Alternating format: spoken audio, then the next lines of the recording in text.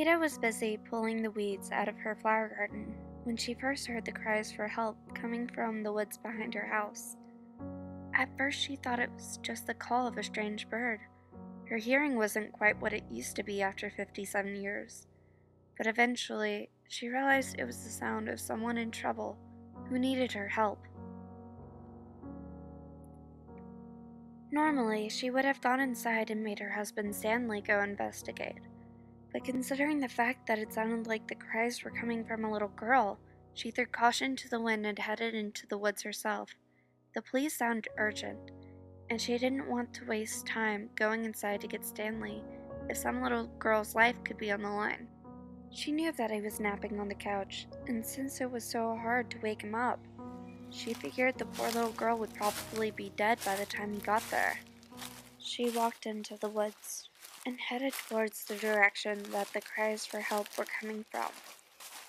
Even though she and Stanley had lived near the woods for several decades, she still didn't know them very well, and so she started to worry that she would end up lost. The fact that she had a horrible sense of direction didn't help either.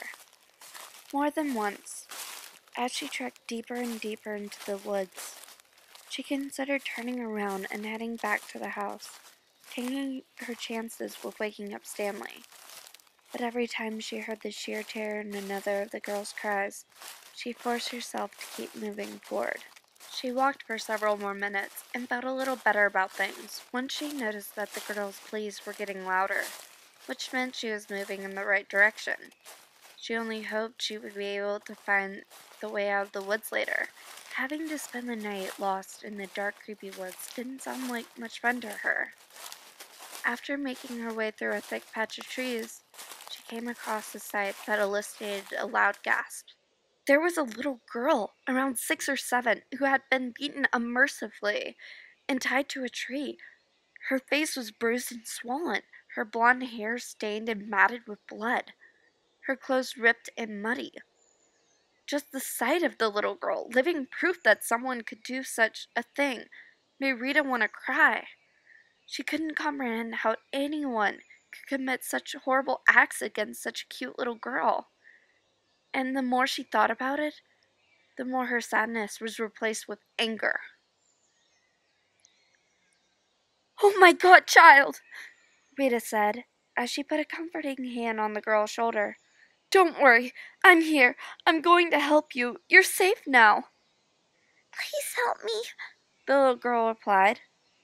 "I'll get you out of here, and then we'll go back to my house," Rita said, "where it's safe, and my husband Stanley will call the police." She worked on untying the rope, only vaguely aware that her hands were shaking uncontrollably, making the task more difficult. "Who did this to you?" Rita asked, as she worked on undoing a complicated knot in the rope. "I don't know his name, but he's very mean and scary." "He won't hurt you anymore, I promise." "He left me out here to die. He said no one would find me, and I'd starve to death," the little girl sobbed. "He was wrong. I found you, and I'll take care of you." "Hurry, before he comes back." Rita finally got the knot unraveled and was able to untie the little girl. She grabbed her by the hand and led her back towards the house, moving as quickly as possible, but making sure to look back occasionally to make sure the girl's tormentor wasn't chasing after them. There was no sign of another living soul out in the woods with them, and Rita prayed that they made it back to the house safely without running into the man responsible for what happened to the little girl. "What's your name, honey?" Rita asked, more for herself than anything else, as the dead silence of the woods was making her a little uneasy and antsy. "Oh, I have lots of names," the little girl giggled. "What do you mean?" "Different people call me different things." "Why?" "I don't know, they just do," the little girl snapped, making Rita flinch. "Do you always ask so many dumb questions?" "Not usually," Rita mumbled, taken aback by the girl's nasty comments, but telling herself she was probably just in shock after her ordeal and wasn't aware of what she was saying. They were almost to the house when the little girl jerked her hand away from Rita and started giggling. Something about the way she was giggling made Rita uncomfortable, made her skin crawl. She couldn't quite explain it. She knew the experience the little girl had was traumatic, but still, there was something about her standing there, giggling, that she just didn't like. A cold chill ran down her spine, and for a split second, she felt a nearly irresistible urge to run away from the little girl as fast as she could.